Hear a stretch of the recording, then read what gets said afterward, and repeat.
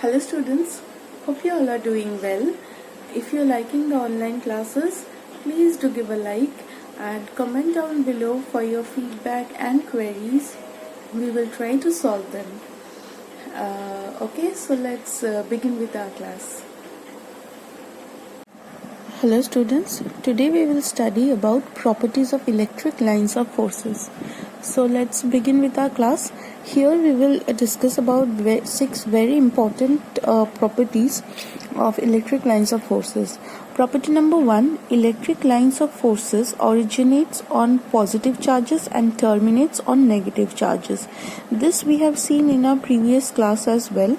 This means if there are two charges, the electric lines of forces originates from positive charges. All the lines will originate from positive charge and they will terminate at a negative charge. See, all the lines will originate from a positive charge. That means the arrows will converge outwards, and in case of a negative charge, the arrows will diverge inwards. That means they terminates on negative charges. Point number 2, the tangent drawn at any point on the line of force gives the direction of electric field at that point. We have already seen this, that electric lines of forces are basically imaginary lines firstly, and on any point of the electric field line, if we draw a tangent, that tangent will give you direction of the electric field. Suppose I need to find the direction of the electric field at this point. So what I will do, I will draw a tangent at this point. So this tangent will give me the direction of the electric field at this point.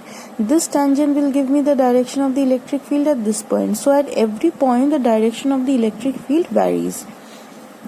Point number 3, two lines of forces cannot intersect at a common point. Now any two lines of electric forces cannot cut each other. Why they cannot cut each other? Because see, suppose this is one line and this is another line. Now as we have seen in point number 2, that at any point if we draw a tangent, it will give us the direction of the electric field, right? So if two lines intersect, there will be a common point of intersection. Now at this point of intersection, if we draw tangent, there will be two tangents. Two tangents means the direction of electric field is given by these two directions, which cannot be in any case, because one electric field cannot be in both the directions. Hence, two lines of forces cannot intersect at all. Number 4, electric lines of forces do not pass through a conductor.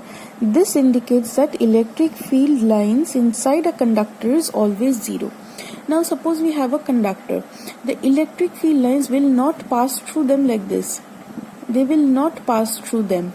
They will just pass above them and below them. That means since electric lines of forces are present only in those places where there is an electric field or there is a charge. In a conductor there is no charge. We will see it when we study about conductors, that why is there no charge inside a conductor. So since there is no charge, that's why the electric field lines do not enter through the conductor. Point number 5 is electric lines of forces are continuous, having no breaks in between. They are imaginary, but electric field is real.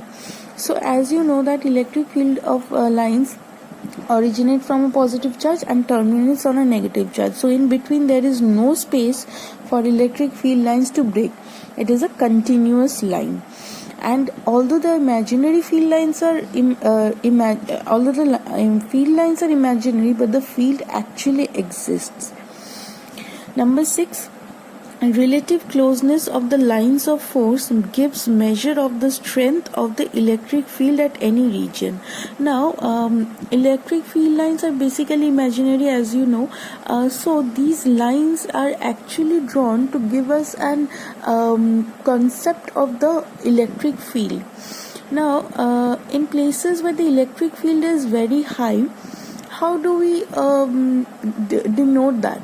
We denote that with lines drawn very close to each other. So close lines means a strong field. If we denote very close lines, that means the field at that place is very strong. If the lines are far apart, that means the field at that place is weak. Parallel and equally spaced lines means uniform field. We have already seen it in our previous class that if the lines are parallel and they are uniformly spaced, that means the space between two lines or three lines is equal, then that field can be called as uniform.